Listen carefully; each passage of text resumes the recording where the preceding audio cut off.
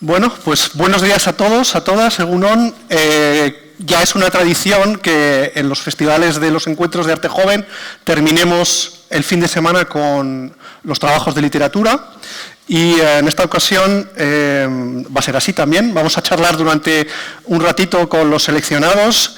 Allá por el mes de junio terminamos de recibir los 23 trabajos presentados al certamen. De esos 23 se han elegido 7, que son los que vamos a presentar hoy. El jurado fue quien eligió a estos 7 seleccionados. Ha estado compuesto por Izaskun Igoa, Daniel Franco y Bárbara Mingo, que están aquí en primera fila. Os agradezco mucho vuestro trabajo. También formamos parte del jurado, Aniana y yo, pero como opinantes y no como votantes. Teníamos voz, pero no teníamos voto. Entre los 5 elegimos los 7 trabajos que hoy vamos a presentar. Os cuento rapidísimamente qué hemos estado haciendo desde entonces. Digo que en junio se eligieron 7 trabajos. El jurado en ese momento dejó de ser jurado y se convirtió en tutores. Es decir, han hecho una labor de aconsejar a los 7 seleccionados de qué manera sus textos e imágenes podían ser mejorados, y han estado trabajando cada uno de los seleccionados con 2 miembros del jurado, que ya no eran jurado, eran tutores.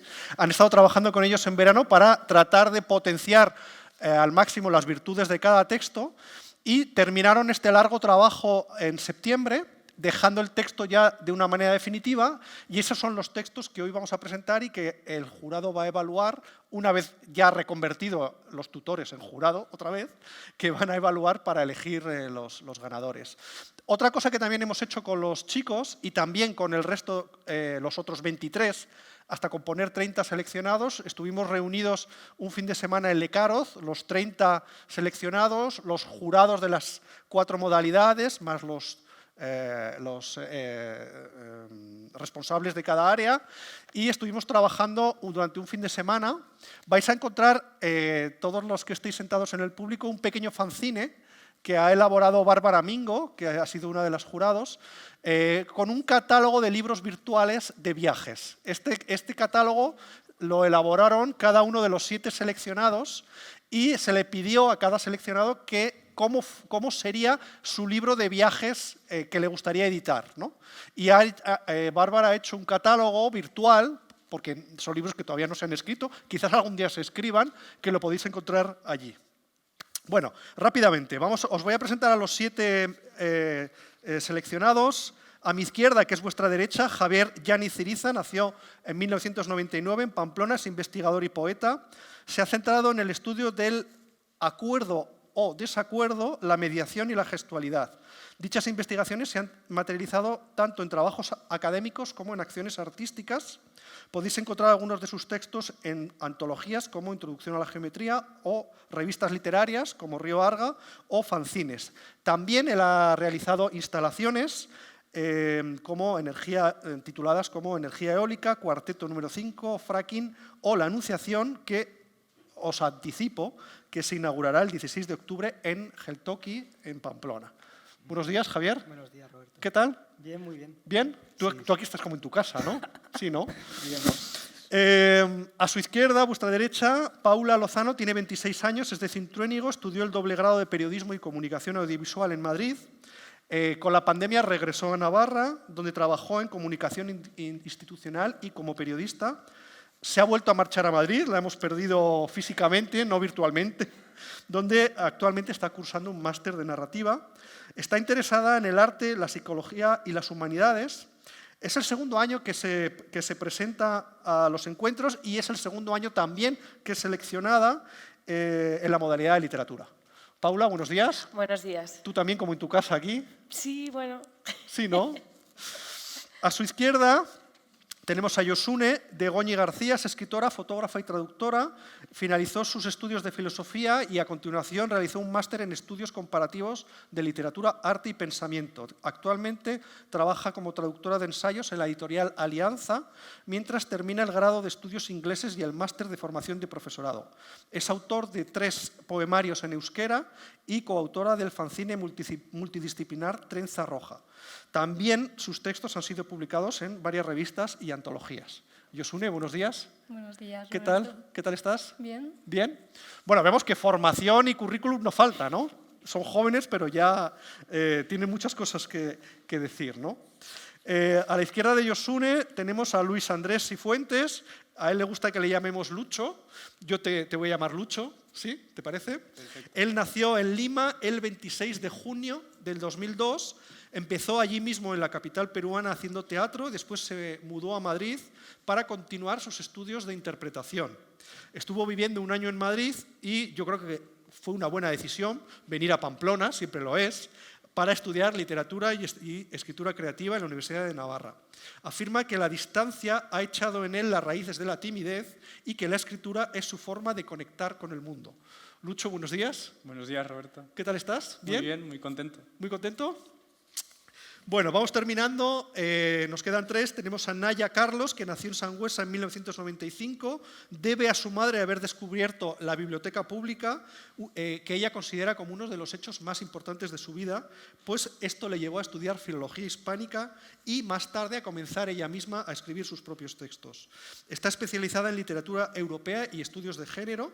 Ha realizado el máster en formación de profesorado y también tiene formación de filosofía.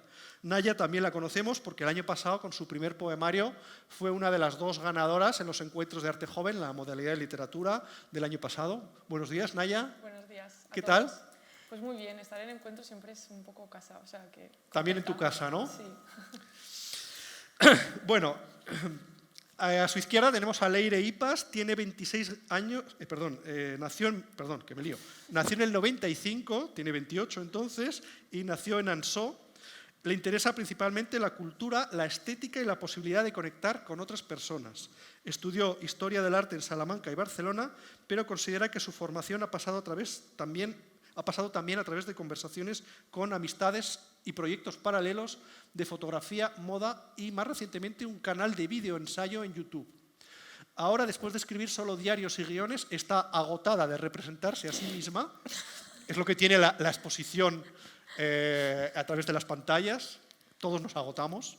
Y ha vuelto a la literatura, cosa que yo celebro, para poder explorar con más libertad otras subjetividades. Leire, buenos días. Hola, ¿qué tal? ¿Qué tal estás? Muy bien, muy a gusto. Muy bien, Sí. ¿sí? Bueno, nos queda la última de la lista, que es Pilar Bravo. Pilar, buenos días, ¿qué tal? Hola. Empiezo buenos días. saludándote. Pilar Bravo, aunque creció en Valladolid, dice que los veranos de la infancia los pasó haciendo gamberradas con sus primos en la pequeña huerta de su abuela en la Ribera. Estudió Derecho y Economía aquí en Pamplona, lo que le permitió vivir en ciudades como Pekín, pero también en Madrid, donde trabajó en un despacho de abogados. Actualmente realiza un doctorado y lleva más de media carrera de filosofía superada. Sin embargo, asegura no tener ninguna respuesta. ¿Qué tal, Pilar? Buenos días. Bien, un poco nerviosa. Un poco nerviosa. Está bien terminar con no tener ninguna respuesta. La literatura, la filosofía, las humanidades en general nos plantean más preguntas que respuestas. Bueno, os doy 1 minuto y medio o 2 como mucho, si os parece, para que cada uno de vosotros y vosotras presente en primera persona, de viva voz, en qué ha consistido vuestro trabajo, cuál es el género que habéis intentado hacer o lo que vosotros queráis de vuestro trabajo. Vamos pasando uno a uno y después ya nos ponemos a conversar. ¿Os parece? Perfecto. ¿Sí? ¿Javier? Pues yo lo voy a hacer en 45 segundos, pero antes me gustaría empezar dando gracias tanto a ti, Roberto, por haber organizado esta mesa, como al jurado, como a Encuentros, por darnos este espacio que vamos a tener para dialogar entre todos. El proyecto que presento, que creo que luego podremos entrar mucho más en él en la conversación, lleva el título de América y Paisaje.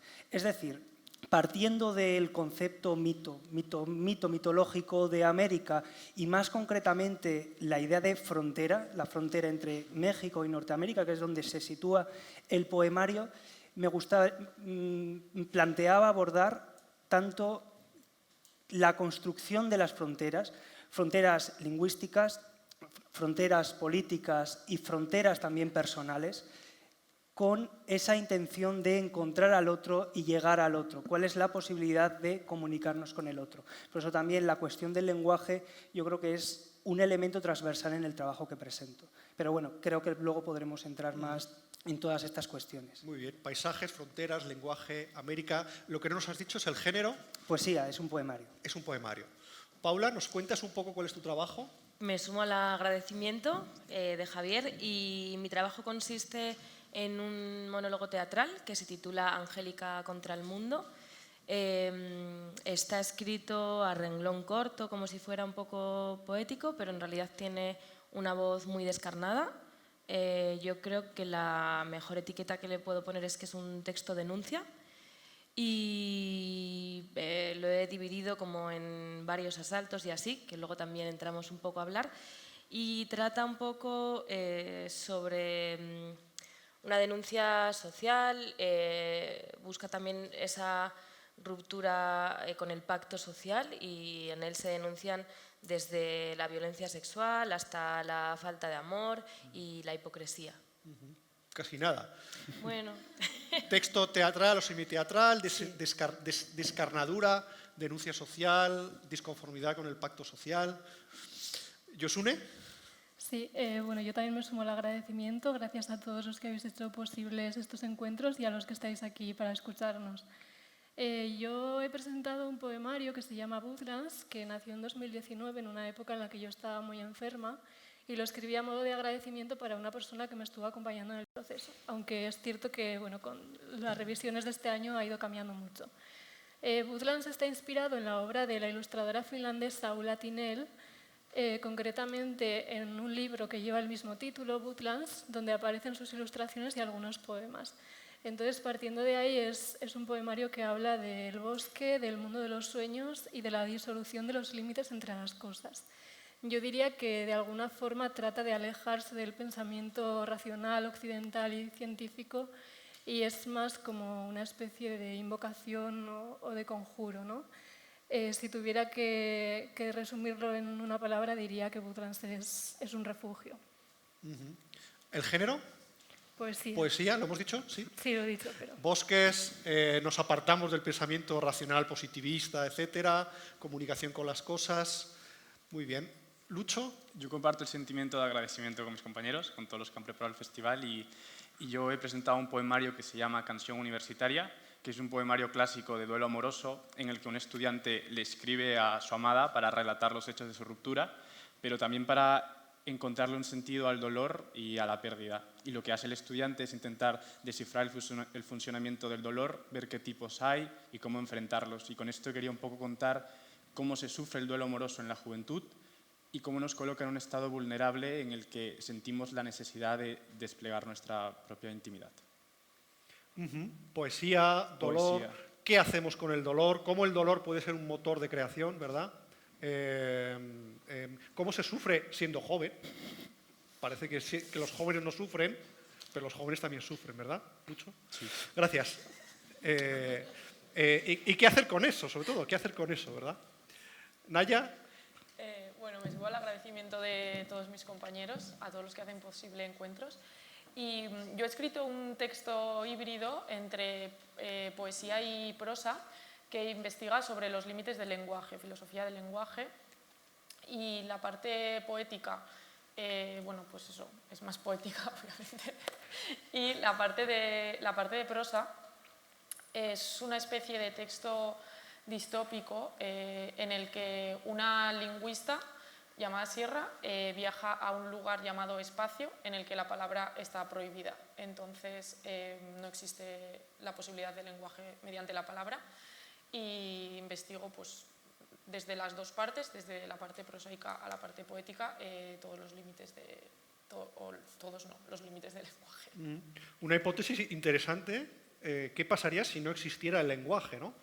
Trabajado a través de la narración y del verso, a través de la proyección narrativa y a través de la exploración poética, una hipótesis inquietante también. Sí. Sí, ¿no? Si no existiera el lenguaje, ¿qué sería de nosotros, no? Bueno, Leire, cuéntanos, ¿cómo ha sido tu trabajo? Pues mi trabajo comenzó como un guión que iba a ser como más ensayístico sobre cómo la fantasía de pasividad femenina como que de algún modo te libera de la culpa de tener que elegir tu destino, pero claro, al final un texto ensayístico requiere que es casi como argumentativo, ¿no? Entonces parecía que estaba tratando de cerrar el tema y de dar respuestas concretas. Entonces lo que he hecho ha sido como un formato mucho más híbrido, hay una historia de ficción en el centro, pero también hay muchos saltos en el tiempo, hay imágenes, hay fotografías como de un diario. La idea era justo crear como una cosa muy que diera más lugar a preguntas y a espacios que cerrara el tema. Un trabajo de género híbrido, no sabemos muy bien si es narración, si es reflexión, si es un comentario, ¿verdad? Está a medio camino entre el ensayo, la narración, habla de la fantasía de la pasividad femenina, cómo a veces las mujeres están casi empujadas a no elegir y todos los problemas que conlleva eso. Un texto muy interesante. Pilar, terminamos contigo, te tenemos allá en la esquina. Bueno, yo te tengo en la esquina, pero ellos no. Cuéntanos, Madrid Línea 6 es tu trabajo, ¿verdad? Sí, bueno, yo presento esto. Madrid Línea 6 es un poemario que narra una jornada de trabajo en una oficina en Madrid, pero bueno, podría ser cualquier gran ciudad. Entonces, para enfatizar esta idea, los poemas no tienen título. El tema principal es la alienación, pero bueno, hay otros muchos, por ejemplo, la pobreza, el problema del absurdo, ¿no? Del sinsentido, la vejez, la insolidaridad. Es un poemario circular que tiene 3 partes, mañana, tarde y noche, y termina con un mañana, con lo cual todo comienza, porque esa es un poco la cuestión, ¿no? Que el personaje, la narradora, que va a contar lo que piensa, lo que siente y lo que ve, no va a salir de ahí. Esa es la gran... Hay muchas otras conclusiones, ¿no? Pero esa es la principal. Bueno, pues vemos que este año tenemos mucha poesía, a otros años teníamos mucha menos, este año ha coincidido que hay mucha poesía. Aquí hay muchas cosas, ¿no?, de las que tenemos que hablar, ¿no? Sí, ¿no? ¿Cómo lo veis? ¿Sí? Les voy a pedir al control que me pongan aquí está, una pantalla con los títulos de las obras. Voy a leer rápidamente los 7 títulos porque observaréis, los miembros del público, nosotros nos dimos cuenta en el trabajo de preparación de este acto, nos dimos cuenta, alguien cayó en la cuenta, que prácticamente los 7 trabajos, al menos en 5, había una presencia fuerte que se veía en el título del escenario, del lugar, del escenario. Y en los 2, si bien no aparecía en el título, también tenía una presencia fuerte en el desarrollo del texto, el lugar en el que ocurren, en el que se ubican los hechos, los versos, las reflexiones. América y paisaje, ahí tenemos la América, tenemos el paisaje. Angélica contra el mundo, ahí tenemos el mundo, es decir, el todo. Woodlands, tenemos el bosque. Woodlands, la tierra de la madera, el bosque. Canción universitaria, la universidad, también es un lugar. La palabra errante, que tiene como subtítulo un poemario o algo así sobre los límites del decir. Todo lo que es pequeño. Y finalmente Madrid, línea 6. Al menos en 5 de los 7 tenemos el mundo, tenemos América, tenemos el paisaje, tenemos el metro, tenemos la universidad. Contadme, ¿cómo de importante han sido los escenarios en vuestros trabajos? Podéis empezar el que queráis. Abrimos micros. Bueno, pues en Madrid, línea 6, no sé si alguno ha tenido la oportunidad de ir. La línea 6 es la línea circular y gris. Entonces, pues me vino al pelo. Yo no cogía la línea 6 cuando trabajé en Madrid, pero me pareció un símbolo tremendo. Y entonces ahí todo lo demás pues es la construcción de una ciudad con todos sus tópicos. Coges el metro, pues luego llegas a la oficina, el asfalto gris, sales a comer al parque, es todo, esa es la construcción. ¿Quién más? Yo, ¿Lucho? ¿Sí? Sí, el escenario, como lo dice el título, es la universidad. está bastante claro, pero empieza transformado en una playa y en una serie de escenarios naturales y urbanos que poco a poco se van concretando a lo largo del poemario. Y, por ejemplo, escenarios naturales está la playa, el mar, el barranco, el campo; urbanos, la ciudad, la casa, la habitación. Y luego ya más concretos está, por ejemplo, escenarios con nombre propio, como es Lima, que es la ciudad de donde yo vengo, y Pamplona, la ciudad en la que estudio, y de ahí el escenario por excelencia, que es la universidad, pero que no se menciona hasta el último poema. ¿Y por qué es eso? Porque hay una transformación de los escenarios, de lo abstracto a lo concreto, que yo creo que refleja muy bien la transformación que sufre este personaje, este estudiante, que tiene un proceso de madurez a través del duelo amoroso y una aceptación de su dolor. Y un poco lo que también pueden contar los escenarios es que el dolor despierta la creatividad en las personas, esta mirada imaginativa y transformadora de la realidad, y también porque creo que una historia de amor se siente como una aventura fantástica por estos espacios fantásticos, y es una manera muy linda de contar las cosas. Ay, qué bonito. ¿Quién más quiere hablar? ¿Quién más quiere hablar de su escenario, de su paisaje, de su América y paisaje? Pues hablo yo, justamente, casi por alusiones.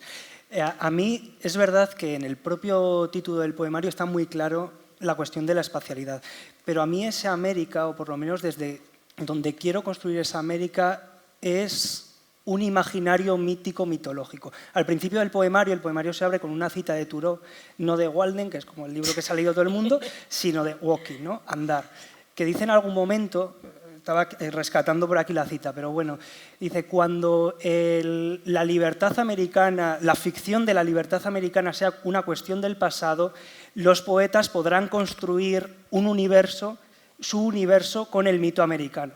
Bueno, lo de la libertad, que es una propia ficción americana, lo sabemos, porque la idea de libertad en Estados Unidos, y nos centramos, pues bueno, es problemática, pero me interesaba mucho justamente la idea del mito, porque como os decía antes, a mí me interesaba ver esa idea de la frontera. Fronteras hay en todos los países, en todos los espacios, ¿no? Ayer echaron justamente por la UNO en informe semanal un reportaje sobre Kosovo, ¿no? Ese espacio que también es una frontera que, por ejemplo, España no reconoce, ¿no?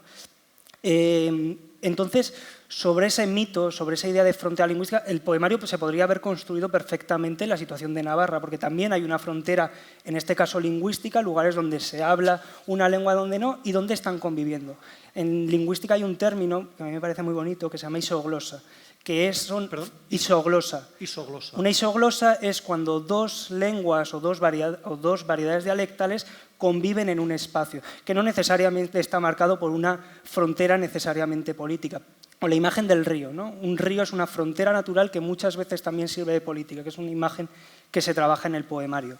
Pero digo, ¿y por qué América, no?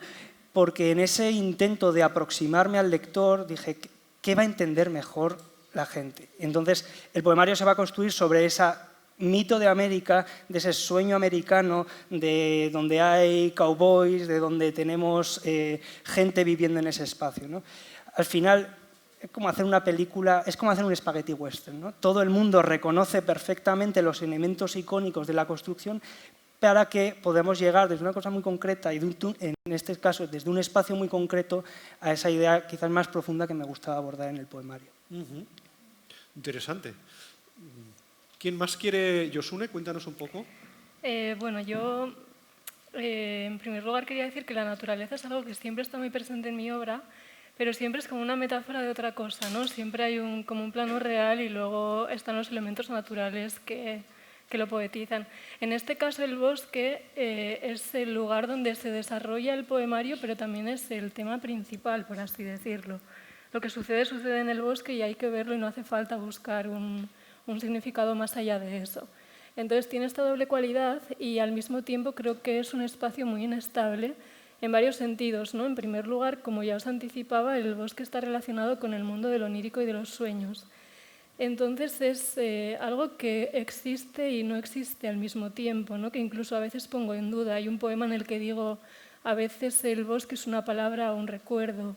Me pregunto muchas veces si el bosque existe.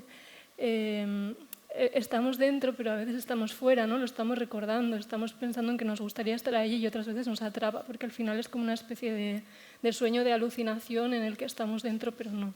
Y en este sentido también el bosque es algo que se desborda y que lo absorbe todo, ¿no? Porque no está claro, igual que en el mundo de los sueños, dónde termina la voz poética, dónde empieza la segunda persona a la que me dirijo, es de nosotros.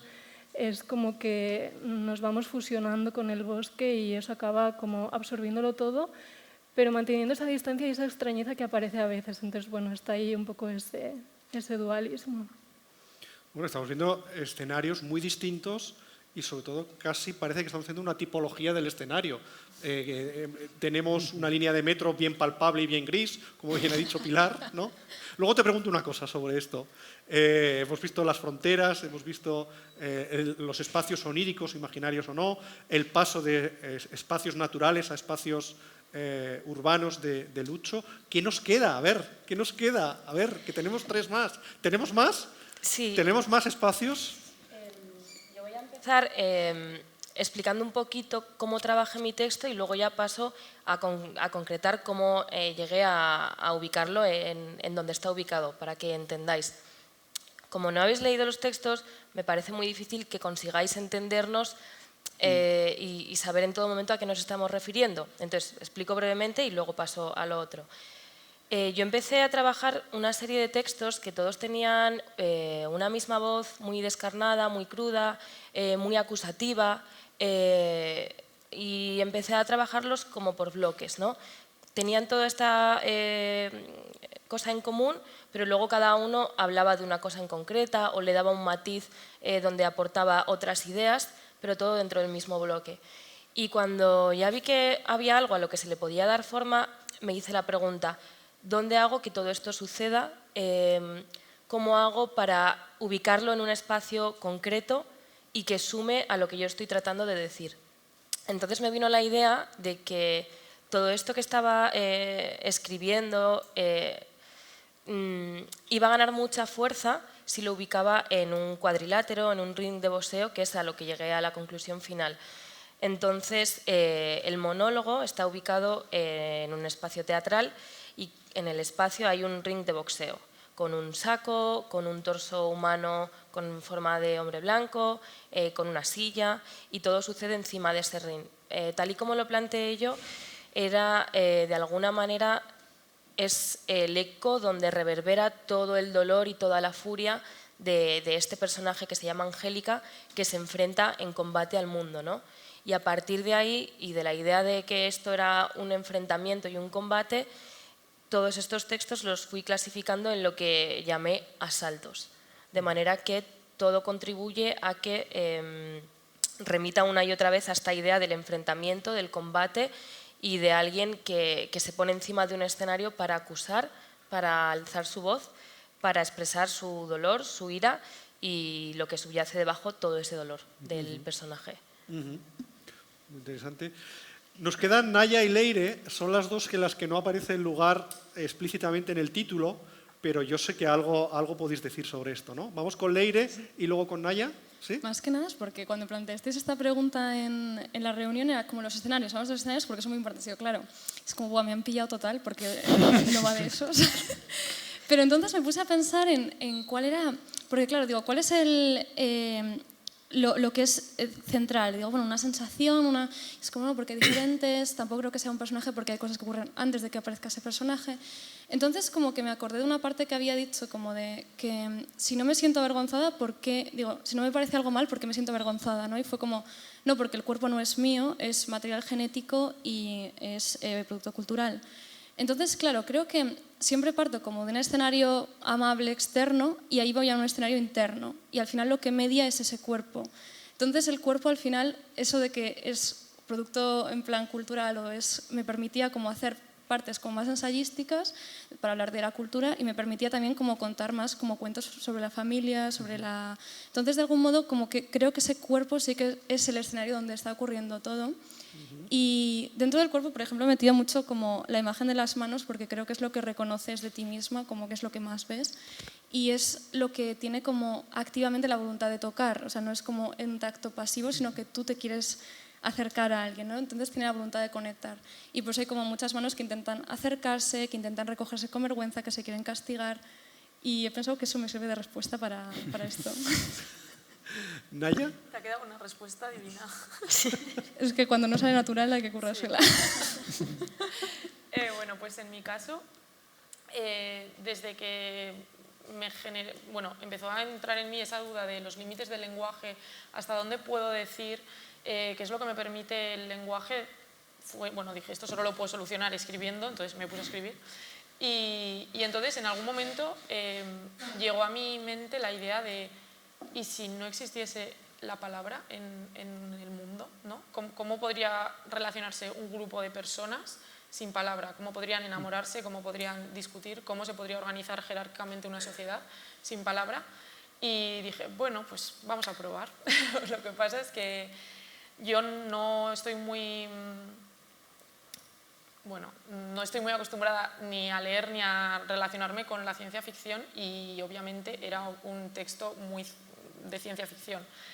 Pero necesitaba para mí misma, para conectar con el texto, que fuera verosímil, que no fuera un mundo externo que de repente hubiera ocurrido así y necesitaba justificarlo. Entonces trabajé mucho hasta conseguir que tuviera un sentido, y el sentido fue pues que en un futuro un grupo de humanos de la Tierra decidían exiliarse por la situación que había, y crear una comunidad en la que la palabra estuviese prohibida, pero que fuese en nuestro mundo, en la Tierra. Y entonces entré en la problemática de, vale, si creo un lugar en el que no existe la palabra, ¿cómo le nombro a ese lugar? Porque se da la paradoja de que no existe la palabra, pero narrativamente yo necesitaba referirme a él y que tuviera un nombre. Entonces, la solución a la que más sentido le vi fue llamarle espacio, tanto por el sentido de que era un espacio, era un lugar, como por el sentido visual de un espacio, que es un vacío, ¿no? Cuando ponemos un espacio en el teclado, pues no hay nada. Entonces, sentí que podía tener cierto sentido. Y luego también espacio en el sentido del espacio exterior, que muchas veces, ¿no?, en la ciencia ficción se refieren como al espacio. Entonces, me gusta mucho que también mucha gente que lee el texto interpreta que ese espacio está en otro lugar que no es la Tierra. Entonces, como todo ese juego me parece bastante interesante. Pero bueno, al final es un escenario futurista que sigue siendo nuestro mundo, pero sin palabra. Yo creo que el único espacio que nos quedaba por nombrar era el espacio sin espacio, ¿no? El no espacio. Y ya el no espacio, ¿no? Ya lo tenemos. Le he dicho a Pilar que quería recuperar una cosa que había dicho. Todos habéis comentado cómo el espacio ha ayudado a confeccionar vuestros textos. En el caso de Pilar, nos has dicho línea 4, línea gris, sí. Pero ¿cómo se ha canalizado en tus versos? ¿Sí? Es lo que me gustaría que nos contaras. Bueno, como he dicho, es una jornada de trabajo en la ciudad, entonces son todos los hitos que hemos vivido todos cuando vamos a trabajar. Entonces, pues se comienza con una vista de pájaro desde un apartamento, ¿no?, alto. Luego tienes el metro, que tiene mucha importancia, personajes del metro que también yo creo que forman parte también del imaginario de una gran urbe, ¿no? Gente pues un poco más rocambolesca. Y luego llegas a la oficina, se hablan de pasillos, la presencia de las ventanas a mí me fascinan mucho y creo que forma parte del arte contemporáneo de 1950 en adelante, no sé. Y también habla como reflejo de la soledad de nuestra cultura. Entonces sí, eso, la verdad, como dije, con un parque, luego otra vez está el metro y luego el texto es muy irónico, ¿no? Y entonces un poema que te dice que no hay vuelta, que no hay regreso, continúa, el siguiente es he vuelto al fin a casa, lo cual es mentira, nunca vas a volver. ¿No? O sea, ya eso, ¿no? Es muy irónico, es un poco cruel. Es bastante cruel. Entonces, así es como está construido, la verdad. En eso fui, yo creo que a lo más esencial, a lo más sencillo. Juego mucho es un poemario que juega mucho con la sencillez. No va no se complica. ¿Queréis decir algo cualquiera de vosotros, de vosotras, respecto a lo que habéis escuchado de vuestros compañeros? Porque yo aquí encuentro material para reflexionar un rato largo en las distintas tipologías del escenario, que quizás no es lo importante al final es el texto, ¿no? ¿Queréis comentar alguna cosa respecto a lo que habéis escuchado de vuestros compañeros?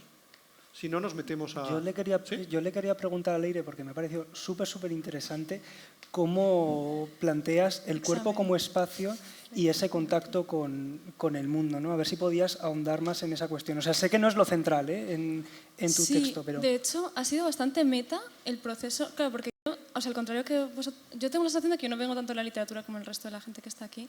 Entonces, claro, yo lo he planteado como un proceso artístico, en plan, incluso que, por eso, bueno, quería hacerlo como un objeto físico que se pudiera tocar, pero aún así sí que he intentado que las partes que están en manuscritas, por ejemplo, te tengas que acercar mucho para acercas tu cuerpo al texto. O las partes que hay en el centro hay una que es como negativa, que está en vertical, que es como más jerárquica, más explicativa, es que está como es el negativo del propio texto, de qué es lo que está pasando en el centro. Y ahí sí que me gustaba la idea de que alguien tuviera que girar el cuerpo para entender el texto. En plan, como la idea de el cuerpo se somete para entender el discurso, que al final es un poco la idea principal, o sea, el germen que había en todo el texto de el texto se pone por encima de las manos, el texto se pone por encima del cuerpo, al final la idea de lo que está pasando siempre se come lo que está pasando. A mí también me está pareciendo muy interesante porque hay conversaciones que no había tenido con los compañeros, en plan, ya que es como, eso me... De hecho, tu texto está girado en un punto, ¿no? Sí. El texto está girado realmente, ¿no? Sí. O sea, la idea era como hacerlo pues, de manera más lúdica, en plan de que, o sea, como que la cosa de leerlo fuera... Lástima que no me ha dado tiempo como a hacer una dimensión táctil, pero bueno, tampoco lo podía presentar en PDF, así que... Bueno, ¿qué os parece si escuchamos un poquito de lo que ellos han escrito? ¿Os apetece? Que escuchemos, hasta ahora me parece que hay muchas ideas, hay mucha reflexión, pero vamos a meternos un poco en cómo se ha materializado eso. ¿Os parece? ¿Sí? Vamos a escuchar 3 poemas de Javier, leídos por el propio Javier. Vamos a ver si los vemos allí para que el público los pueda seguir. Adelante, pues bueno, os voy a leer 3 poemas. Vais a tener el texto ahí, pero bueno, como queráis. Ok, empiezo. No voy a leer los títulos, voy a leerlos todos de seguidos. Has de guardar en un cofrecito de río, que puede ser también este desierto y la vega, aquel lenguaje roto o nuevas formas de nombrar la cognición. En nuestro fragmento de sistema basado en el uso construyes todas las ficciones. No cabe la mentira en este espacio. Entonces piensas en un tren, en una reserva de indios, en que te hablan todos los torsos y aún no quieres decirlo, te estrechan el espacio que ya es solo respiración. Llamaste al hostal para ver si les quedaban habitaciones y te respondió una voz cascada, siempre hay hueco. Ahora va el de flores sexadas. Vamos para atrás. Vamos para atrás. ¿Lo tenemos? Bueno, ya llegará.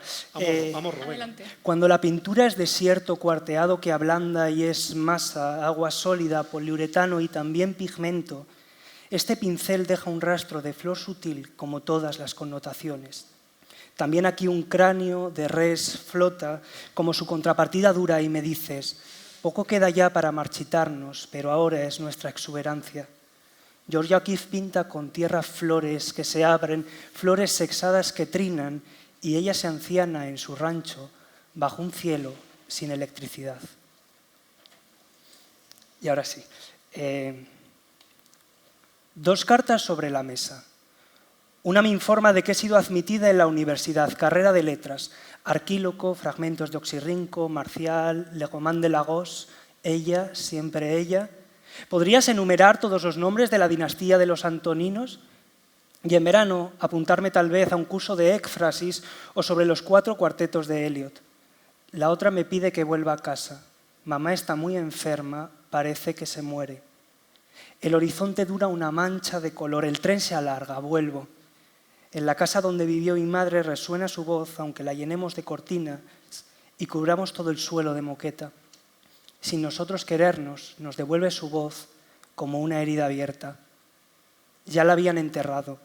Como una forense solo constaté que estuvieran bien colocadas las tildes de nuestro apellido. Solo ejercí de correctora y no corregí nada. ¿Qué me quedaba de ella? Un dedal, una foto quemada por el ácido, una tercera parte de las tierras y una discusión con mis hermanos. Volver a la frontera, un viaje del mar hacia la fuente y todo era un llano plagado de piedras o no sé qué. Aquellos nombres copiados y recopilados en los manuales habían terminado en la basura junto a las facturas de la luz.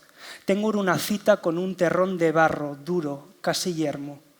Decido entonces, frente al notario, que mi tercera parte de la herencia se llene de cactus. Mi madre habría llorado con tal decisión, también si me hubiera dedicado a preservar mi cuerpo con la palabra. Embalsamé sus párpados, con arena y ceniza y saliva. Y por fin, frente al horizonte, le susurré a lo que podría haber sido mi futuro. Tu fin es destino y flecha de la verdad y la belleza. Muchas gracias.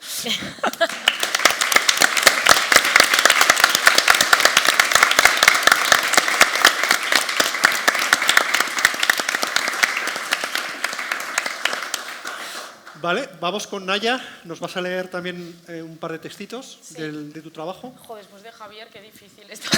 Mientras le oía estaba pensando, dan ganas de aplaudirme. No que habéis aplaudido, porque hubiera aplaudido yo sola. Para nada.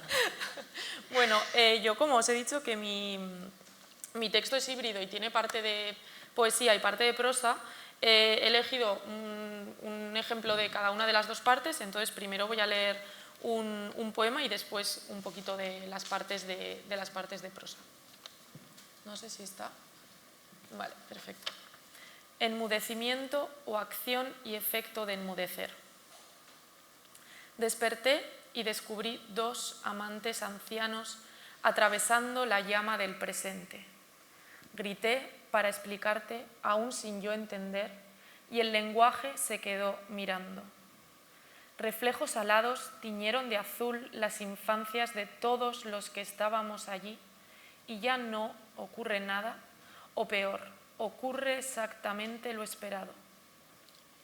Y me pides que cante las vísceras quemadas, pero ¿cómo nombrarlas?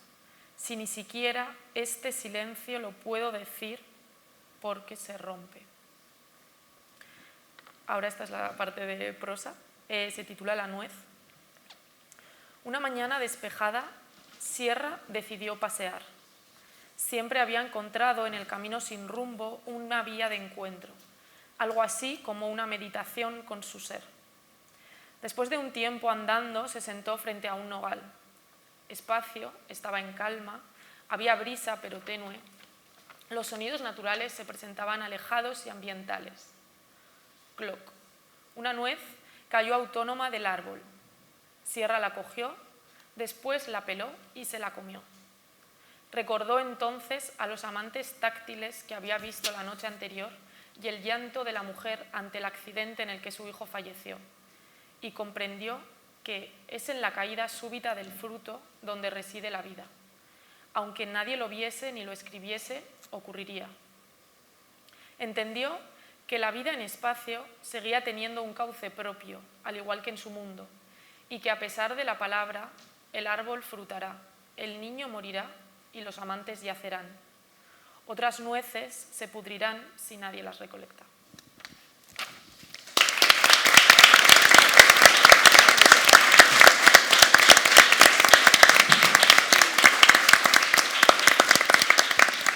No sé de qué tenías miedo. Bien. Está bien leído, muy bien leído. Gracias. Bueno, pregunta para todos. ¿Sentís que cuando hemos estado preparando las reuniones que hemos mantenido para preparar este evento, hemos hablado, sobre todo hemos hablado casi de una manera prioritaria o al principio de las reuniones o como núcleo de las reuniones de cuál era la forma, cuáles eran los aspectos formales que habéis usado en vuestros textos, ¿no? Más concretamente hemos hablado de los géneros, algunos géneros literarios me refiero. Algunas de vosotras creéis, estimáis que habéis hecho hibridación de géneros. Es decir, no os habéis servido de un género puro, sino que habéis cogido elementos de otros géneros y los habéis mezclado para dar cauce a vuestro texto, ¿no? La pregunta sería si sentís que teníais que encontrar un género literario adecuado a vuestra intención creativa? ¿Sentís que teníais que encontrar uno que no existía o que sí existía? ¿Es un género puro o os habéis encontrado con la necesidad de mezclar varios géneros? ¿Cómo os habéis situado frente a esta cuestión? ¿Cómo habéis aterrizado en esta cuestión? ¿Quién le apetece romper el hielo? ¿Sí, Paula? En mi caso, por ejemplo, cuando yo empecé a escribir los textos, me daba cuenta de que no había escenas, dicho desde el punto de vista narrativo, es decir, no había personajes interactuando entre ellos, con acción, con diálogos. Entonces, me daba cuenta de que era todo el rato como un torrente de voz acusativo, y entonces dije, bueno, entonces vamos a llevarlo al plano del teatro, al monólogo teatral. Que aunque al final me decanté por eso, cuando yo lo escribí, lo concebía como un texto literario que se podía quedar perfectamente en el papel, ¿no? O sea, no me importaba que... No lo pensé como para ser llevado a escena. Si eso sucede algún día, será maravilloso, pero lo concebí como un texto literario que tú puedas leer. Pero al mismo tiempo, como estaba haciendo toda esta cosa de la escenografía, del ring, del cuadrilátero, al final, bueno, algunos textos, al principio de cada asalto, que son 10 asaltos, ya tenían como una breve acotación. Por ejemplo, el primero comenzaba con suena la música Power de Kanye West, a Angélica, que es la protagonista, está golpeando un saco de boxeo que tiene forma de hombre blanco, del torso de un hombre blanco, y cuando termina la canción comienza a hablar. Al darme cuenta de eso, con el jurado también trabajé para que el resto de asaltos también tuvieran una breve acotación al principio, que de alguna manera al leerlo el lector pudiera darse cuenta, uno, de que seguía siendo la misma personaje en el mismo espacio y a veces acompañándolo de acciones distintas, ya sea estar sentada en la silla y desde ahí hablar, ya sea hacer flexiones, saltar a la comba. Entonces eso, por un lado, me apoyé en los recursos propios del teatro, que son las acotaciones, y poco más, la verdad, porque no utilicé nada más. Luego sí que decidí que tuviera, en vez de estar todo escrito desde el inicio del renglón hasta el final, estuviera escrito con un renglón corto, como se escribe la poesía. Me parecía que aunque el tono es descarnado, que le iba bien, porque para mí tiene como a veces cierto aliento poético o de lirismo, y a la hora de ser recitado me gustaba cómo sonaba y cómo sonaba al ser leído. Y no sé qué más puedo decir, has estado diciendo lo de los formatos. No me he inventado nada, o sea, esto es algo que existe desde hace 1000 años, y en mi caso más o menos eso. Me viene... En general está todo inventado. Sí, o sea, en general está todo inventado, eso, ¿no? ¿Sentís que habéis tenido que hacer traeros un género y hacerlo vuestro? Bueno, he cogido lo que han usado miles de personas 1.000.000 de veces antes que yo. Más o menos eso, es en mi caso. Pero sí que hay una libertad y una elección cuando hay tú una eliges. libertad, hay canciones, luego, como no sabía si esto algún día se lleva a escena, yo no sé cómo se hará en escena. Probablemente cambiarán muchísimas cosas, porque yo no soy dramaturga, yo nunca he construido un escenario ni lo que ocurre ahí encima. Pero yo qué sé, hay momentos en los que se proyecta detrás de ella unas pantallas las que se lee esto, o hay cámaras que se suben al escenario y cuando la graban se proyecta también al fondo. O sea, hay libertad formal, pero tampoco siento que tuviera una vocación experimental. Esa es la palabra. ¿Cómo os habéis manejado los demás con el tema de la forma? Yo estoy muy de acuerdo con lo que habéis dicho ambos. Estoy de acuerdo contigo, Paula, que es una oportunidad, ver la oportunidad de lo que han hecho otras personas y decir, yo también quiero, pero también contigo, Roberto, al final es una decisión y esta libertad, y también es arriesgarse, creo, pero está guay explorar la literatura desde ahí. Entonces, lo que yo he hecho con mi poemario es, sí que reconocía que todo el aspecto sentimental del duelo amoroso encajaba perfecto en la poesía, pero dije, quiero tomar elementos prestados de la narrativa. Entonces es un poemario con un fondo narrativo, porque está en versos, hay un lenguaje muy sugerente, pero también hay historias y normas lógicas y cronológicas que permiten establecer los hechos de lo que es la ruptura, permite establecer el momento del encuentro, el momento en el que sucede el enamoramiento, el momento en el que sucede la ruptura final. Y, por ejemplo, el poemario está dividido en un primer semestre, un segundo semestre y un verano, entonces ya sitúa toda la historia dentro de un curso académico entero y también tiene personajes muy detallados. Por ejemplo, el yo lírico es un estudiante universitario extranjero y el destinatario, la amada, es una estudiante universitaria pero nativa de Pamplona. Entonces, la narrativa me permite, una vez más, detallar estos personajes y poder contraponer sus puntos de vista sobre el amor. Y eso puede influir mucho y explicar por qué lo sentimos de distinta manera y cómo nos dolemos ambos. Es muy claro vuestras apreciaciones. Veo que realmente tenéis un conocimiento de vuestro propio texto muy fino, muy detallado, ¿no? Javier. No, es que, tomándote la palabra, me parece curioso, porque también es el caso de Naya, ¿no? Por ejemplo, mi mismo caso, de las maneras más claras, que aunque no es propiamente una hibridación de géneros, se recurre en poesía, que generalmente, por lo menos en la tradición española, no se espera que tenga una estructura narrativa el propio poemario, se recurren a personajes en la experiencia de la lectura, ¿no? Por ejemplo, yo es una cosa, y no sé qué os parece a los demás, ¿no? Que yo he reflexionado en el sentido de cómo va, y sé que luego igual hablamos de ello, ¿no? Cómo va el lector a recibir el texto. Y es verdad que ahora mismo estamos todos muy acostumbrados, iba a decir a la novela, pero me atrevo a decir que estamos más acostumbrados a las series o al cine que a la novela en la manera de consumir, y utilizo esta palabra, la idea de cultura. Entonces yo creo que el recurso, por lo menos en mi caso, y creo que, a ver qué os parece, ¿no?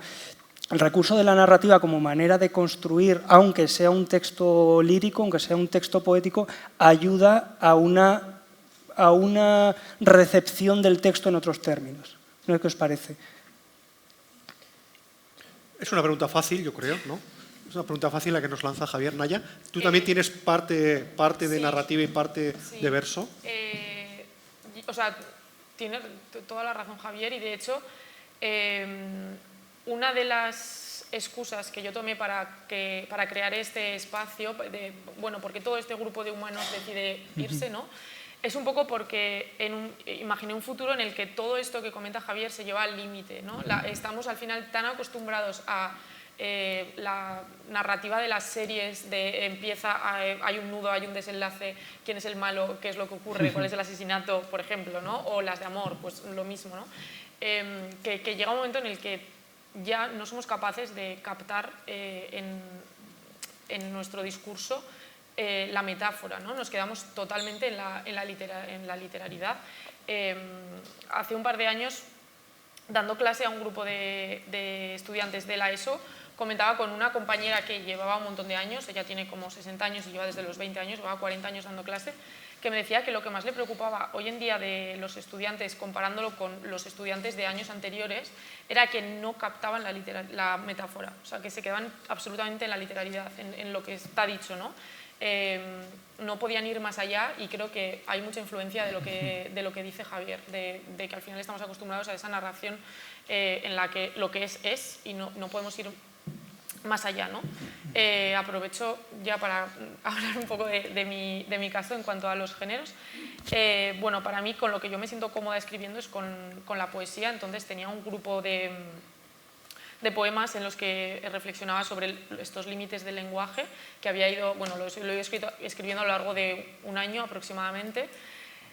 Y cuando surgió la idea de crear este mundo en el que no existía la palabra, tuve el momento en el que pensé, bueno, hago poemas sobre ese mundo, ¿no? Sobre espacio, o intento crear otra cosa. Entonces me pareció interesante hacerme un reto a mí misma. Me gustan encuentros porque creo que nos permite hacer eso, ¿no? Nos permite crearnos retos en un lugar cómodo, con apoyo externo, y dije, bueno, pues igual es el momento.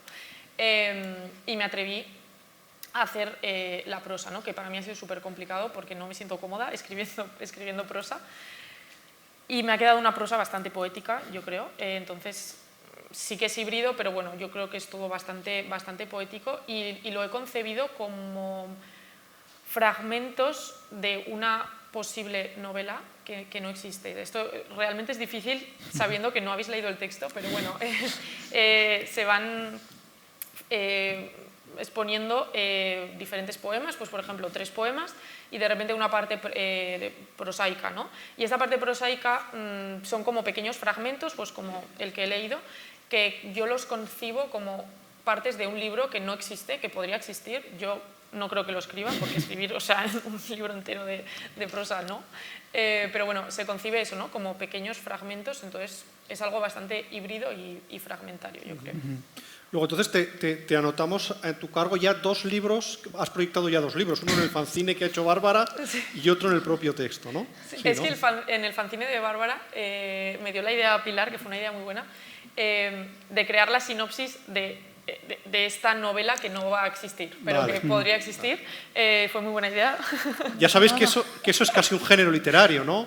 Borges, Lem. Sí, claro. Sí. Lem tiene 4 libros sobre libros que no existen, ¿no? Sí, un poco las ciudades imposibles también de... Sí, ¿no? de Calvino. Quiero escuchar a Leire, y a Pilar y a Josune, que me quedan por reflexionar sobre esto. Perdón, que coja, es que me ha interesado mucho lo de la hiperrepresentación, porque en plan, yo también en plan sentía como que estamos en este momento donde es tan absolutamente literal todo. O sea, me ha pasado como compartiendo incluso cosas como más poéticas en redes de lo que estaba del proceso y la gente como contestándome rollo, bueno, pero eso tal, no sé qué, ¿sabes? Como todo como una muerte como total de la metáfora.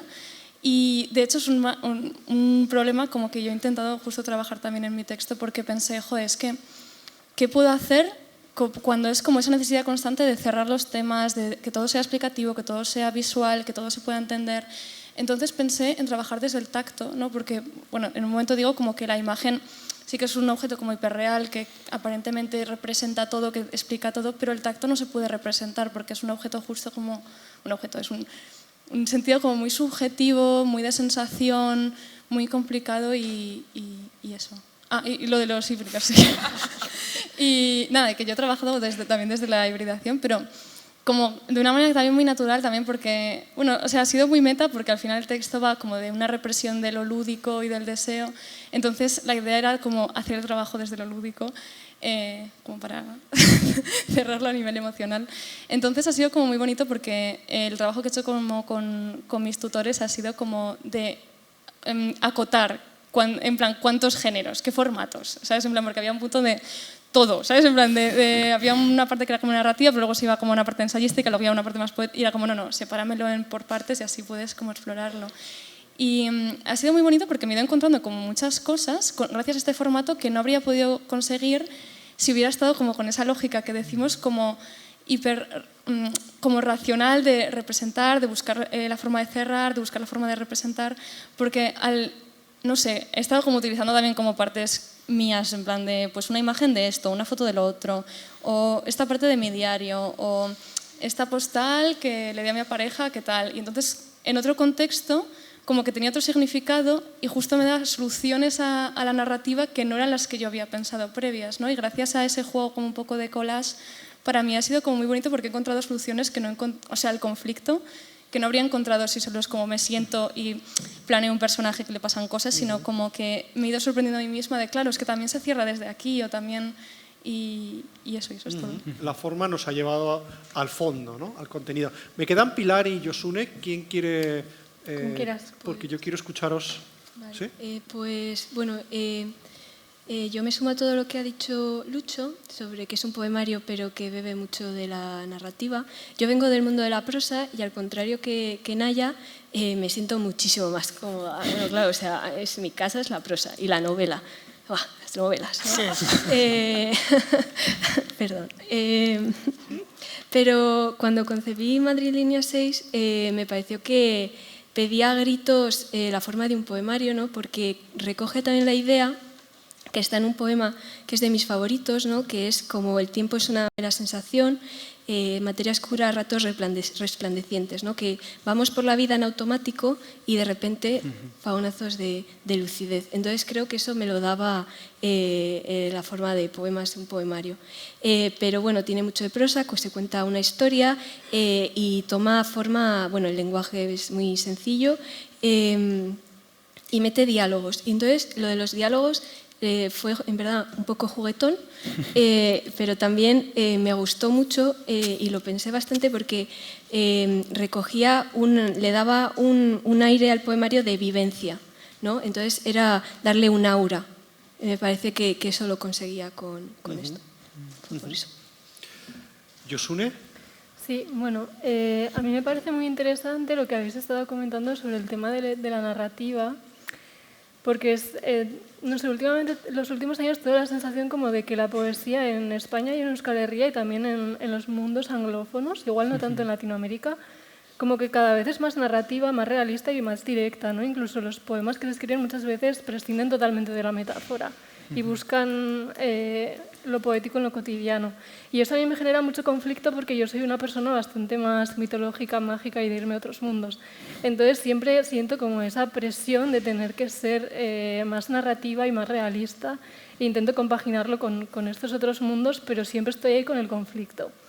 Pero bueno, realmente mi apuesta es totalmente contraria. O sea, yo quiero ir en contra de la narración porque me parece que está conectada con esa idea racional, occidental, científica, no sé, de utilizar las palabras para dividir las cosas, para ser súper claro, para llegar a alguna parte. Y digamos que tanto en Woodlands como en otras obras yo lo que busco es todo lo contrario, ¿no? Romper con todo esto, recordar que somos parte de algo que va más allá de lo humano, más allá del lenguaje, no sé, pues eso, como intento volver a esa poesía antigua que estaba más relacionada con la oralidad, con el cuento y con el ritual, ¿no? Por así decirlo, que no tiene por qué ser de una forma muy hermética, porque Woodlands, por ejemplo, es un poemario que yo creo que es bastante sencillo, que se ve claramente lo que estoy diciendo. Otra cosa que me parece interesante de este poemario y de mis poemarios en general es que yo los concibo siempre como un todo. O sea, yo nunca jamás cogería poemas que he escrito sueltos para revistas y montaría un libro con eso. Siempre mis libros son como un largo poema que se va como derramando por las páginas. Entonces, siempre busco como tejer una tela de araña en la que todo esté conectado, ¿no? Empiezo con una imagen, la recojo más adelante, algunos poemas se repiten, no son como espejos, uso mucho la repetición en forma de invocación y bueno, y en ese sentido también creo que este poemario es bastante tradicional en cuanto a poesía, ¿no? Yo en otras de mis obras, en realidad tiendo a ser más experimental, empecé a escribir poesía en prosa, siempre hay alguna parte en prosa mezclada con otras partes en versos. Pero bueno, aquí como que me quedé más con esa forma más sencilla y más dividida en versos. Y luego, por último, bueno, quería decir que en principio este poemario, Plaquet, porque es bastante breve, iba a ir acompañado de fotografías. Yo tenía la idea de hacer un libro de fotografías y poemas, pero por cuestiones de salud he tenido un mes de mierda, no he podido hacer. Un verano en general bastante malo, ¿no? Ha sido curioso porque también mi salud, digamos, que ha vuelto al punto en el que estaba cuando escribí Woodlands, más o menos. En el momento en el que yo decido volver a este poemario, mi cuerpo dice, venga, vamos a recrear los hechos. Entonces no he podido ir a hacer las fotos, pero sí que bueno, es algo que tengo pendiente y que me gustaría terminar, ¿no? Porque al final este poemario nace de unas ilustraciones de una autora que ella convirtió en poemas. Con eso yo he creado mi propio universo en palabras y estaría muy guay como pasarlo también a imágenes, ¿no? Para terminar de cerrar este círculo. Entonces ahí sí que hay cierta hibridación de otra forma. Y ya está. Yosune, has dado unos titulares increíbles. ¿Por? Estoy en contra de la narrativa. Ah. Yo soy magia. Perdón. No, tampoco quería que sonara tan así. No, y tampoco estoy tan en contra de la narrativa, pero sí que pienso que si alguna vez escribiera una novela no va a ser algo así lineal, con nudos. O sea, yo escribo en espirales. Sí. Yo escribo en espirales. Bueno, tú también, Naya, tú también has dado un buen titular, ¿eh? Los jóvenes ya no, las nuevas generaciones ya no entienden la metáfora, el lenguaje simbólico. Yo ahí estoy muy en desacuerdo. Muy en desacuerdo. En general, si luego transcribimos todas vuestras respuestas, vamos a encontrar cosas. Pedantería a tope. Puedo, en plan, o sea, esto es una tontería total, pero es que sí, vamos un momentito, vamos contigo, Leire, y luego vamos a leerán Lucho y Leire. O sea, tontería total, pero me parece como interesante, rollo, para la gente que está como más en el mundo de la literatura, y es como, vale, el estado de la cultura.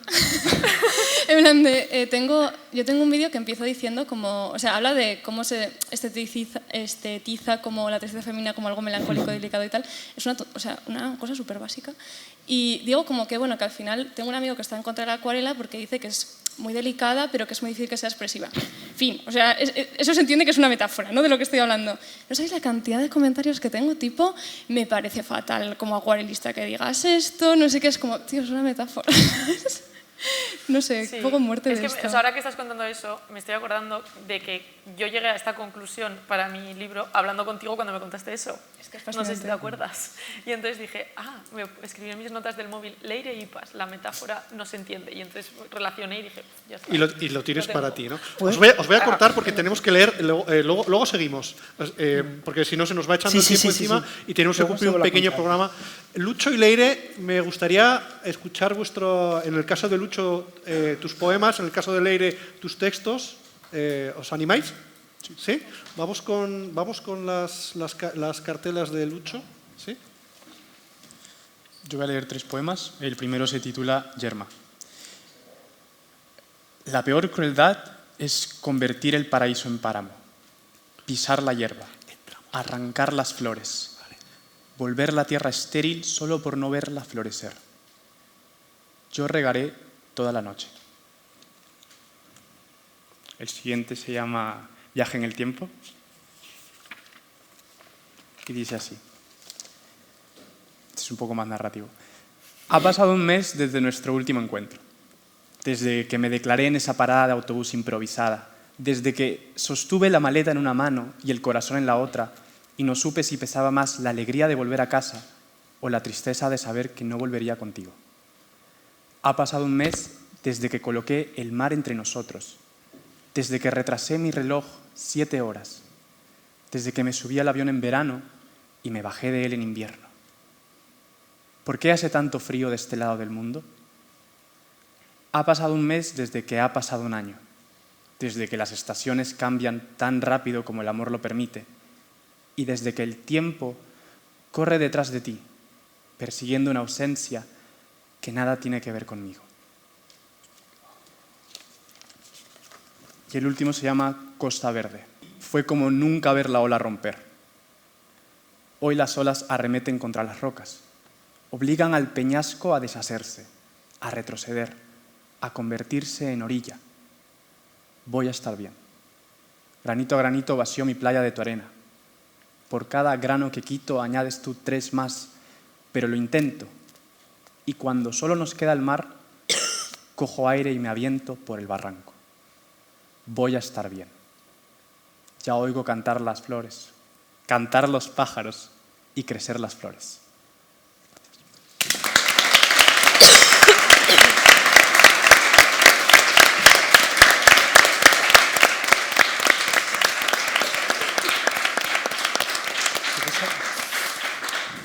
Vamos con Leire, ¿sí? Pues nada. Bueno, ya está. Empieza más fuerte. Mi bisabuelo mató a un hombre. La crónica del diario fue muy escueta. Solo sé que fue en agosto, por lo que imagino que cuando terminó de apuñalarlo, el canto de las cigarras debe apaciguar el silencio posterior al crimen. Se entregó esa misma tarde y fue llevado ante la justicia.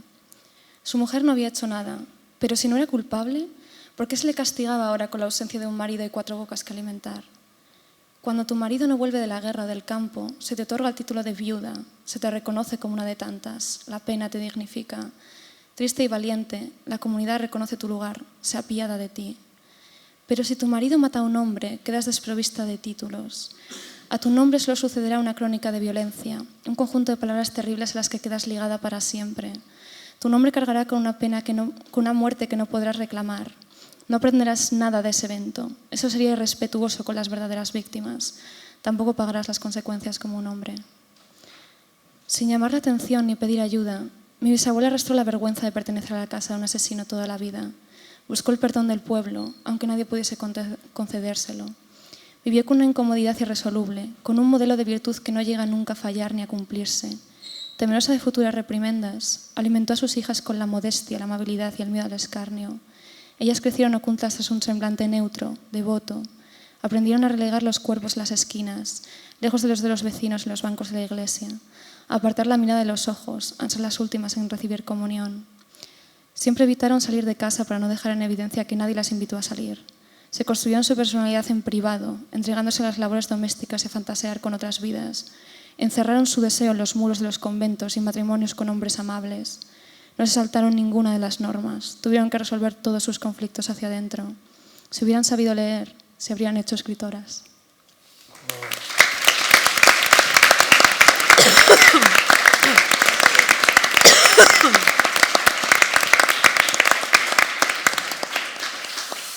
Podemos retomarlo donde lo teníamos. Antes que nada, yo quería agradecer a Fermín, que está por ahí, que ha maquetado las cartelas y ha aguantado mis críticas furibundas a las 9 de la mañana, cuando veía que se nos echaba el tiempo encima y teníamos que sacar esto adelante. Pero gracias, Fermín, muchas gracias. Vamos a retomar. Estabais hablando, porque me parece muy interesante lo que estáis comentando. Querías decir algo, ¿verdad, Javier? Que te he cortado. Yo quería decir que estoy como muy en desacuerdo con vosotras cuando planteáis lo de la muerte de la metáfora. O sea, yo creo que es verdad que sí que en poesía hay un tipo de poesía muy concreta, que hay una metáfora muy hermética que no es obvia y es difícil de llegar. Pero me parece muy curioso lo que comentabas tú, Naya, con lo de tu amiga, de que los chavales ya no entienden las metáforas. Cuando estamos constantemente empleando metáforas. Es decir, todos sabemos que cuando, yo qué sé, llamemos a un tío que nos cae muy mal y decimos, eres un cerdo, ¿no? O hablamos de el pie de la lámpara.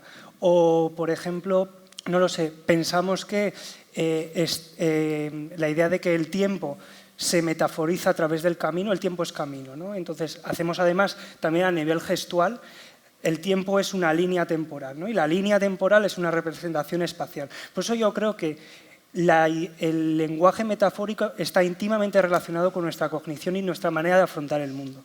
Por eso yo creo que esa idea de... es verdad que hay metáforas herméticas que se dan en unos géneros muy concretos que pueden ser lejanas al lector, pero yo creo que estamos todo el rato haciendo metáforas. Entonces yo por eso digo que no estoy tan de acuerdo con la muerte de la metáfora, porque creo que es algo tan íntimo nuestro.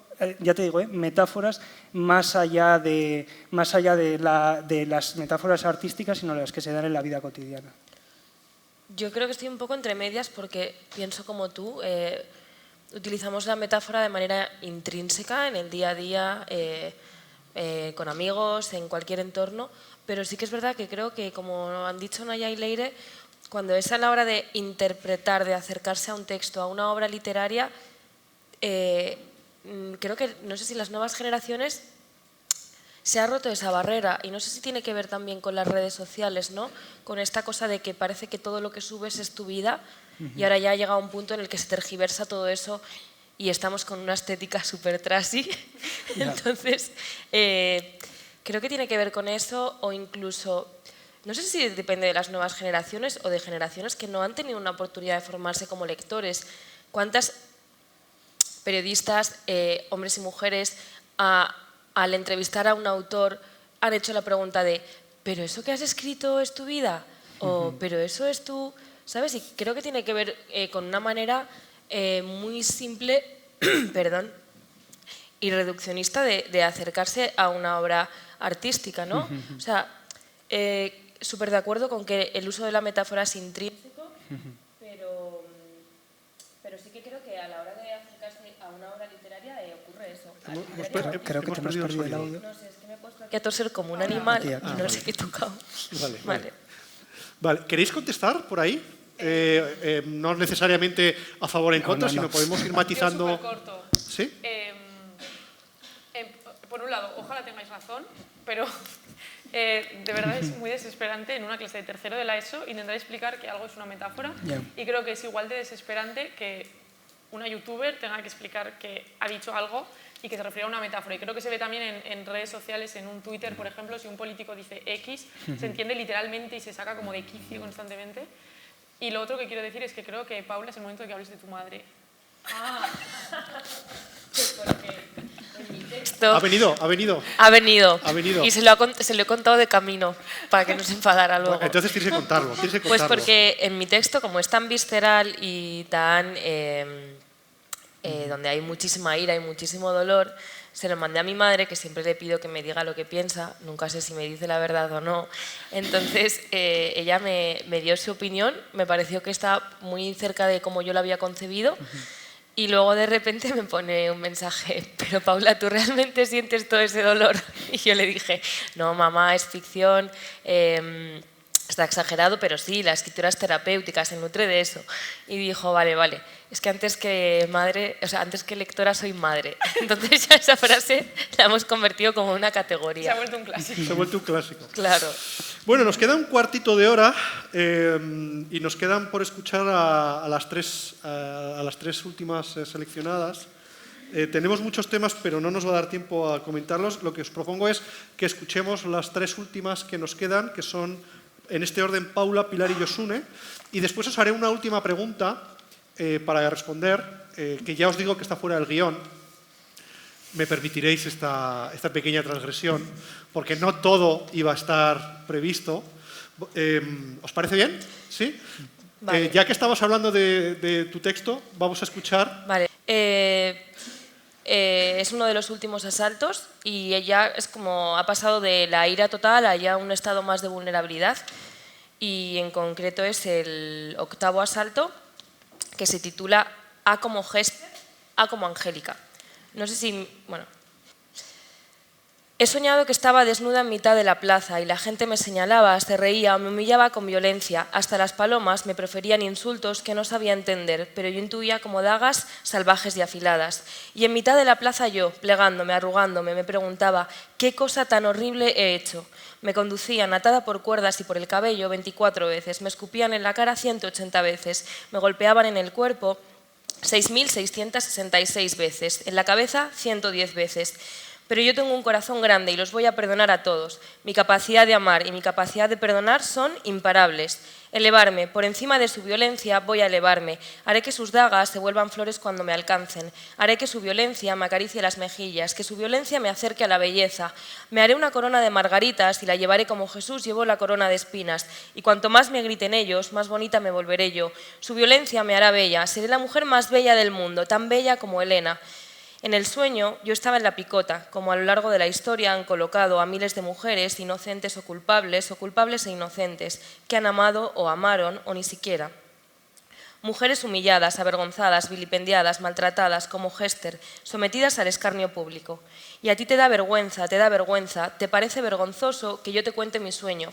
No soportas que yo me exponga, te supera mi dolor, te remueve mi dolor porque te pone de frente al tuyo.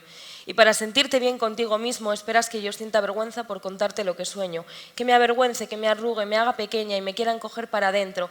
Piensas que lo que hago es vergonzoso, humillante, porque eres un hipócrita de mierda, un tibio, un cobarde, y prefieres mirar para otro lado en lugar de mirar la suciedad del río. Por eso yo me niego, te lo pongo de frente y te miro de cerca y te hablo, porque necesito hablarte de mi dolor para hablarte de mi necesidad de amor, porque de alguna manera espero ser merecedora de tu amor, porque soy como Joe, como Hester, como la joven y bonita Isabel, porque lo único que quiero es que llenes todos mis agujeros. Dime, ¿es egoísta si te pido que me quieras al completo?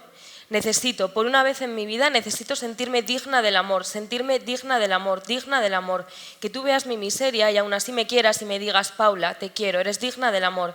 Pero estamos en el baño de un bar y aunque yo acabo de contarte mi sueño, tú lo único que quieres es que te coma la polla.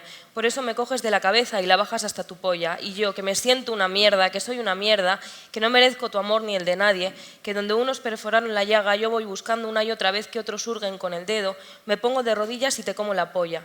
Y en los cristales del suelo se clavan en mis rodillas y sangro. Entonces yo miro a la luz blanca y brillante que cuelga del techo y pienso: Angélica, ¿has visto? Me arrodillo tanto como tú.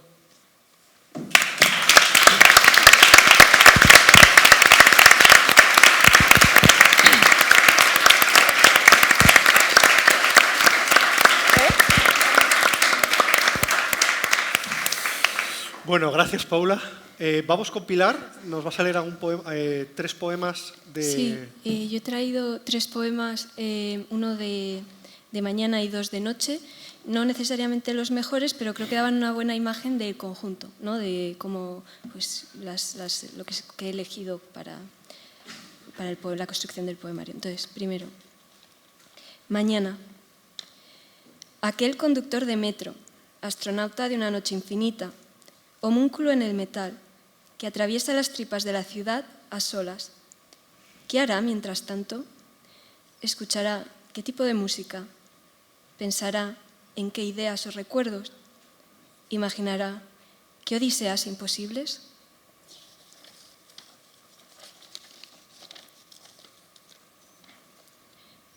Noche. Hablando de muchas cosas que retornan al mismo punto, en la noche que guardan estas 4 paredes, escondidas entre sábanas como cuando éramos niñas, atendiendo a un sueño que no llega, mi hermana mayor suspira. No, nada tiene sentido. ¿Por qué hago lo que hago y que hice mal en su día? Noche. ¿Dónde está la ilusión? ¿Dónde se compra? ¿Cuál es la relación calidad-precio? ¿Qué cantidad es la idónea?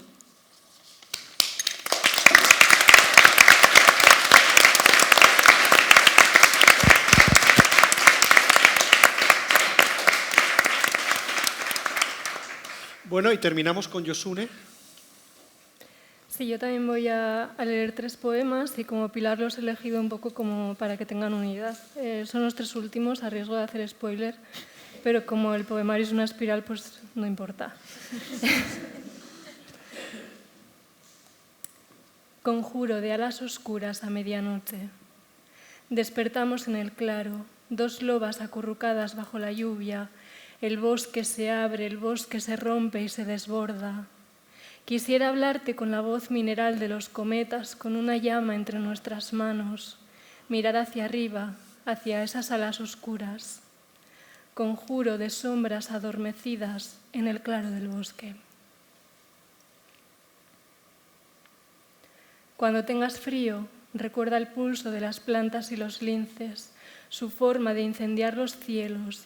Invoquemos juntas el fuego dentro de un abeto, dentro de tu vientre.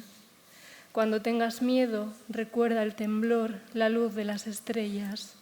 No temas al solsticio, tus raíces, los poemas, respiran bajo la nieve. Y en la noche de las 2 lunas, recuerdas, verteremos el agua, sangre, corazón de los sauces. Daremos de beber a las bestias y te diré que nuestras manos son orquídeas unidas bajo la tierra.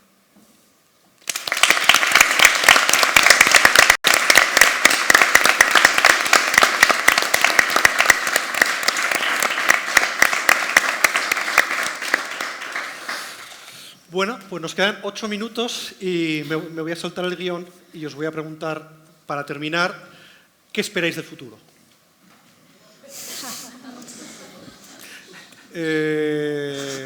¿Quién quiere irrumpir? Joder, Roberto. Es la sorpresa final.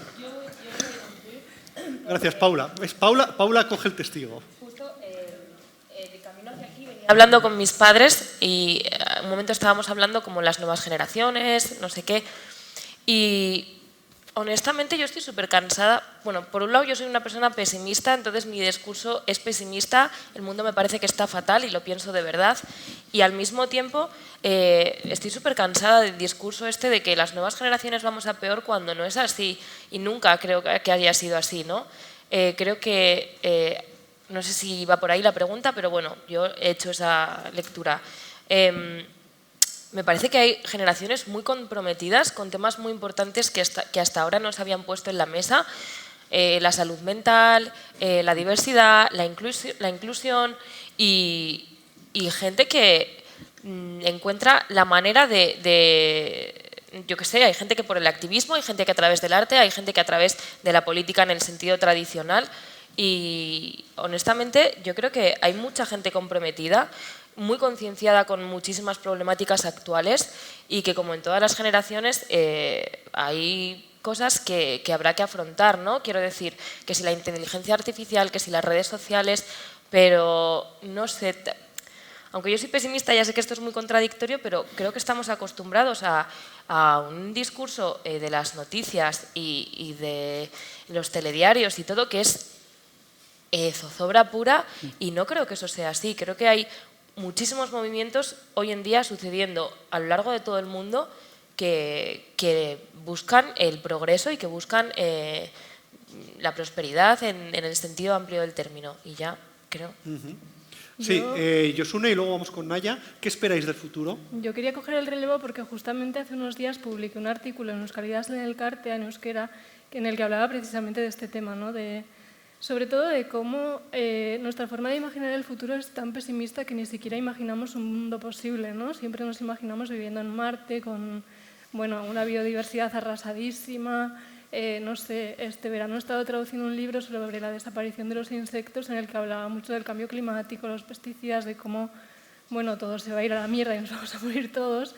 Entonces, me parece muy importante y creo que es muy necesario crear narrativas positivas en ese sentido, porque si no somos capaces de imaginar un mundo mejor, no vamos a ser capaces de crearlo, ¿no? Entonces, bueno, por ahí esto. No sé, hace poco escuchaba también a Sofía Stranz, una de mis autoras favoritas, en un podcast en el que decía que ella no quería escribir libros intelectualmente complejos, ¿no? De gran complejidad intelectual, que ella quería escribir libros que fueran curativos y medicinales.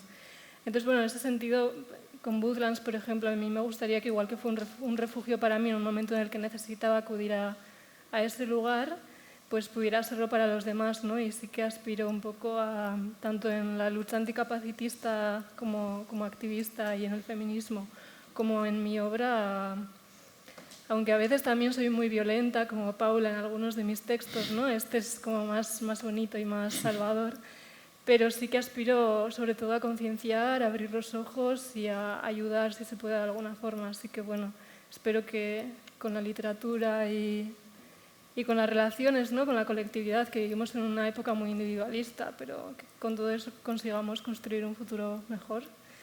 Yo también soy muy pesimista, pero bueno, si queremos, no sé, conseguir ser positivos, pues hay que empezar por ahí, por los relatos y nuestra forma de decir. Ya está. Naya. Sí, yo voy a coger un poco el relevo a las dos porque leía a Yosune lo que acaba de comentar esta semana y he estado como... Cuando te hacen una pregunta y se queda como de pozo a lo largo de todo un tiempo, y he estado toda la semana pensando en eso, es que todas las narrativas del futuro son como súper horribles, y es cierto, si no hay narrativas sobre algo optimista no lo vamos a poder crear, ¿no? Y quería decir, nada, muy corto, que claro, con mi discurso de antes de los jóvenes no entienden las metáforas, entro también en esa narrativa de los jóvenes de ahora son peor que los de antes, que esto está desde los filósofos griegos que decían que los jóvenes no... Además, no hay manera más de saber que te has hecho mayor cuando dices eso. Sí, eso es horrible. Entonces, ¿cómo estar diciendo esto en encuentros de arte joven? No somos tan jóvenes. Los jóvenes metiéndose con los jóvenes. Entonces, no, que es un discurso que detesto. O sea, que quiero como aclararlo un poco porque yo opino como Paula que las nuevas generaciones son mucho mejor que nosotros. O sea, yo veo a mis alumnos y son mejores en muchísimas cosas y la poesía no es tan importante. O sea, igual no entienden la metáfora, pero van a salvar el mundo y tienen una conciencia ecológica mucho mejor. 1000 veces más importante eso. O sea, sin duda. No, ya la poesía no es tan importante. Es que es verdad. Bueno, yo creo que eso voy a pedir que lo eliminen del vídeo. Por favor. Vamos a dejar todo menos la poesía no es importante. Esto, Fermín, esto luego lo borramos, ¿vale?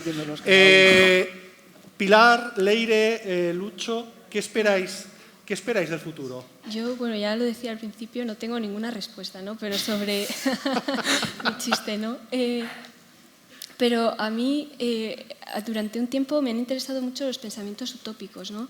He leído La República de Platón, a Tomás Moro, los socialismos utópicos de Robert Owen, etc.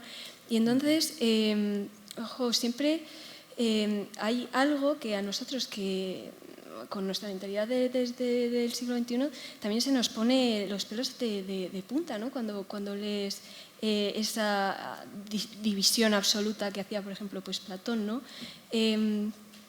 Entonces estaría más de la mano porque vengo con Yosune, que decía dar fórmulas no concretas, creo que has dicho, como positivizar las opciones. Entonces yo estoy más con cuando desde Frankfurt decían, no, bueno, os vamos a criticar, lo de la utopía negativa, ¿no? Vamos a criticar, a mí, siempre que pienso esto, pienso en la canción de Dorian, a cualquier otra parte, ¿no? A cualquier otra parte, pero no te puedo dar una opción, porque cuando se han dado opciones, tanto por Adam Smith, es mi filósofo, el que estoy estudiando ahora, y él plantea su proyecto como una utopía también, una utopía que ha hecho también mucho daño.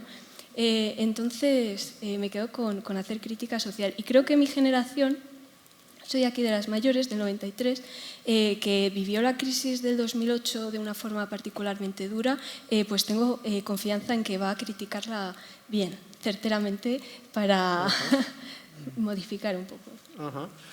Me queda Lucho y también Javier, que me he olvidado de ti. ¿Sí? Yo espero que en el futuro encontrar un poco más de orden. Recojo mucho lo que han dicho de mis compañeras de la negatividad que hay. Creo que una forma de combatirlo es ver en el arte pues, estructuras más claras. Está guay romper, pero encontrar que en la literatura también podemos contar historias lineales e identificar un argumento. Eso nos puede hacer tener una mirada más tranquila, más calmada, más positiva de la realidad. Y también me gustaría encontrar en el futuro que con todo esto que está surgiendo de la inteligencia artificial, pues todavía las personas apostemos que las humanidades, todo el arte, la cultura, ahí está un modo para vivir tranquilos y donde también hallamos la felicidad, yo creo. Javier. También falta aire, ¿no? Yo no sé muy bien qué decir.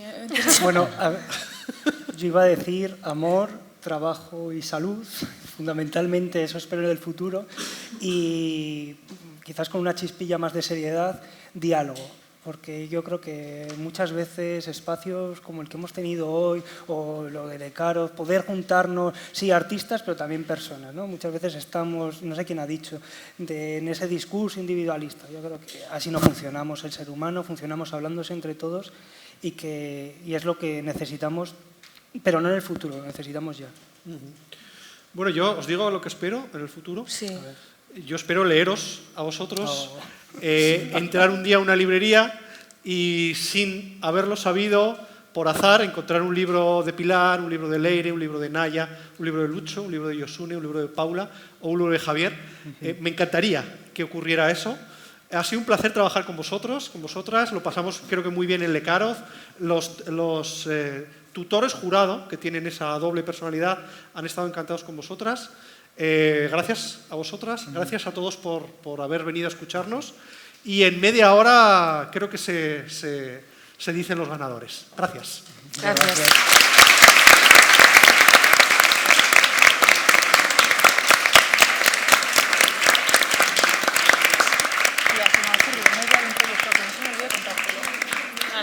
Ay, me da ganas de un abrazo.